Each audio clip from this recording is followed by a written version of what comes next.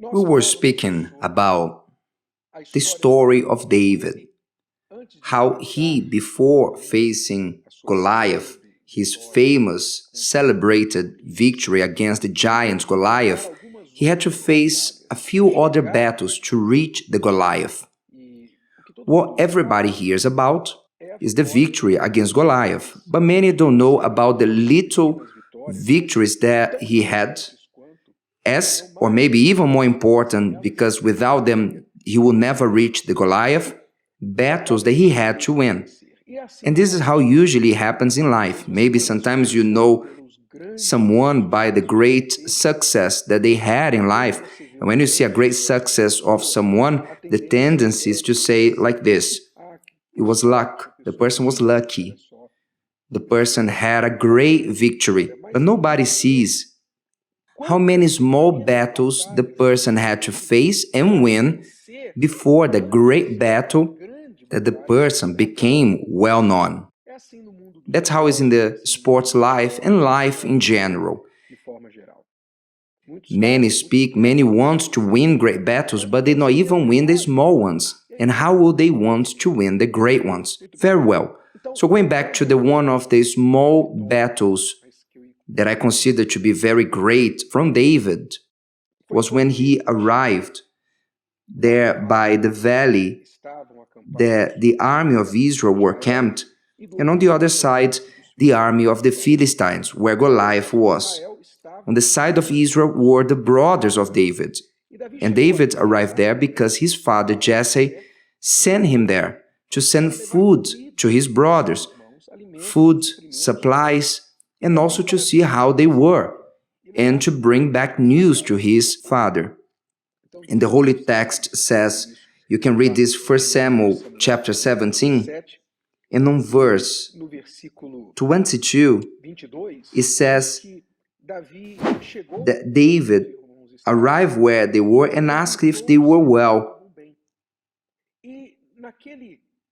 And on that confusion that it was happening, everybody worried, what we're going to do? Goliath is threatening the army of Israel. Who's going to fight Goliath? David knew what was happening and heard the challenge of Goliath as well.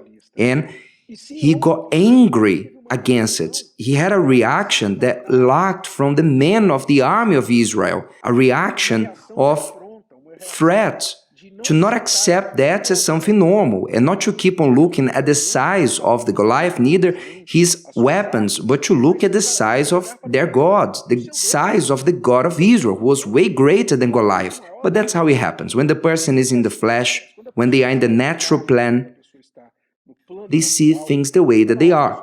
They are guided by their physical eyes, and the men of Israel, including King Saul and the brothers of David and all the men of the army, they were taken by what their eyes saw, which was that Goliath had almost 3 meters height, armed to the teeth, trained since his youth. Someone who, humanly speaking, would make out of them a hamburger, or who would fight him. That's how men looked at them. But David looked at Goliath with different eyes. He saw the giant, saying, this daring man, who does he think he is to challenge the army of the living God? So David had a spiritual reaction, like an outsider. He came there on the moment, and this is very important for you to learn, because sometimes our reactions are conditioned by the environment that we are living in. People who surround us, and if they are all afraid, if we don't watch, we also will become afraid. People around us have a certain behavior, and we end up behaving as them. But David arrived from outside. He was not a soldier of Israel. He was a shepherd of sheep. And he just arrived, and when he heard the message, so the first reaction of his was the one that he should have it. Actually, everybody should have it. So he was not contaminated by the spirit of fear that was in the soldiers of Israel. But the oldest brother of David, called Eliab, You see this in verse 28.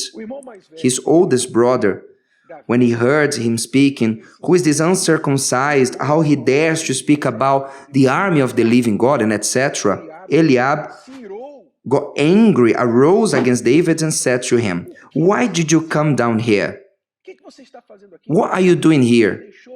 You left the little sheep in the desert," like if he was concerned with the sheep.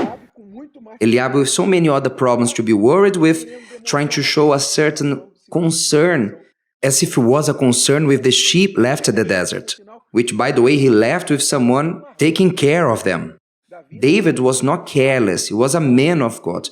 Men of God, people of God, they are never irresponsible. David was not irresponsible. He just not let go of the sheep. No, he was following an order from his father, and he did in the way that was the most responsible way. But he was aroused. He was angry. "I know the insolence of your heart." You see what he said? He became a psychic. He was able to see what was inside of the heart of David. There are people who think that they can read the mind of people. It's like they have X-ray eyes to see what is in the heart of people. He said, "I know what is inside your heart," which means he judged David. He thought that he had bad thoughts. And unfortunately, people like to do that, to judge, to anticipate and take wrong conclusions.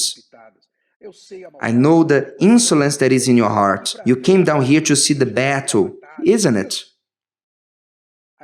And David replied like this, "What have I done now?" In other words, once again, you picking on me. What have I done now? Is there not a cause for me to be here? The nation is at risk on becoming slaves of the Philistines, and you ask me, what am I doing here? There's not a reason for this. There's not a cause for this. So David saw a cause for him to be there. The cause was the threat that was upon the army of Israel, which means he saw the cause. And many people, unfortunately, they don't see a cause for them to get angry, for them to revolt. They end up accepting. They have the attitude, it will be what will be. It is what it is. Do you know that type of attitude? That's how many people live their life. A problem comes to them and they say, what are you going to do? It is what it is. The doctor said you have cancer. It is what it is. The wife wants divorce. It is what it is. The child went to drugs. It is what it is. Whatever the person goes through, for that person, they don't face, they accept that as if it was the most normal, natural thing in the world. Not David. David had a spirit within him that said, this is not right, this is not normal, someone has to do something about it, and if there's no soldier to do something, I will. This is the attitude that God looks for in people, good people. Don't live for other people, because sometimes God shows you something and He wants you to do something. Nobody's doing it, so you go and do it. But it's not my place. But also was not the place of David to do something. The armor will not even fit on him. Was not his place to do something. But why did he do? Because faith required of him. So look at what a wonderful attitude David had. When Eliab said, what do you have to do here? The Holy Text says on verse 30, then he turned from him toward another, from his brother to another. He turned from the brother and towards another. In other words, he left the brother aside and said, I'm not going to be here exchanging words with you. I'm not going to be arguing with you once there's a greater problem to be solved. He let the brother on the side, literally let him on the side and went to speak to another who give ear to him. Well, this is how we have to learn how to also behave. Not to keep on arguing with people who is just a waste of our time. Pay attention. You to argue with people, you don't need to argue. You waste your time. Arguing with people who couldn't care less about you, who only want to criticize you, judge you, putting you down. doubting your capacity, assuming this or that in your regard. You have to do like David. Put them on the side. Hey, you, keep this in your heart. Verse 30 of 1 Samuel chapter 17. Then he turned from him, from the oldest brother Eliab, towards another. You have to turn yourself to someone else.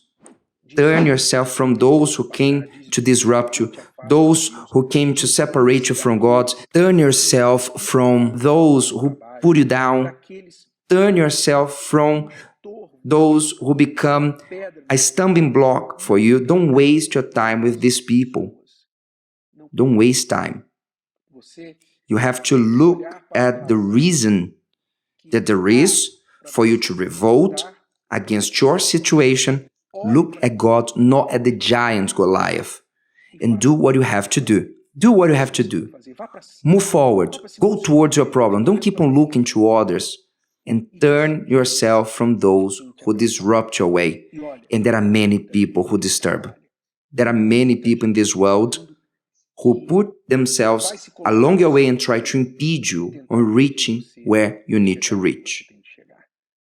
But let's learn how to win these little great battles before the great battle, as David won his little battles, sometimes within his own house, against his own brothers, before winning over Goliath in the field.